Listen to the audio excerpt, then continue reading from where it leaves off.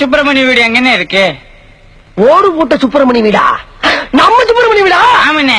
அவர் வீடு இங்க இருந்து நேர போனோம்னா அங்க ஒரு ஐயனார் கோயில் இருக்கு. இருக்குண்ணே. அங்க இருந்து ஒரு சின்ன சந்தல திரும்பணும்னா ஒரு டீ கடை இருக்கு. இருக்குண்ணே. அங்க இருந்து ஒரு சின்ன சந்தல திரும்பணும்னா 2 வீடு தாண்டி சுப்பிரமணிய வீடு தான். இங்க இருக்குல்ல சார். பல்ல கீழே போட்டாம போக விவரம் சொல்ற இந்த ஊர்ல யாருமே இல்லண்ணே. அங்க இருந்து மஞ்ச பையோட வந்திருக்காயா?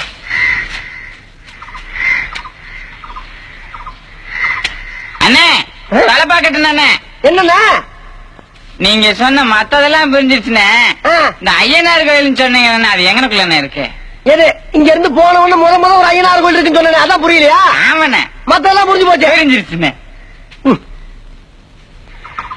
இங்க இருந்து போனோம்னா முத ஒரு தண்ணி கிணறு வரும். வருதுண்ணே.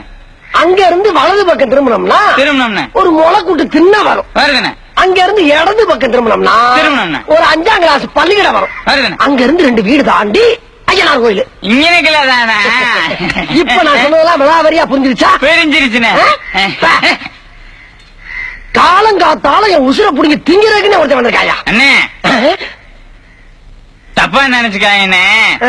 இந்த இடையில தண்ணி கிணறுன்னு ஒண்ணு சொன்னீங்களே, அது எங்க இருக்குன்னு?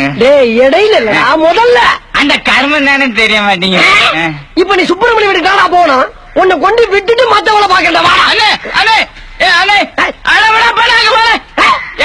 வேலையை போய்க்கிருக்க போற வெளில கரும்பு தோட்டத்துக்கு சும்மா இருக்கு. உங்ககிட்ட கேட்டு தெரிஞ்சுக்கிட்டா நான் போறதுக்கு வர்றதுக்கு வசதியா இருக்குமான்னு கேட்டேன். சும்மா கடன் துள்றிய. கரும்பு தோட்டத்துல நானு சும்மா இருக்கேன், நீ பையோட ஜோலி அலையிற.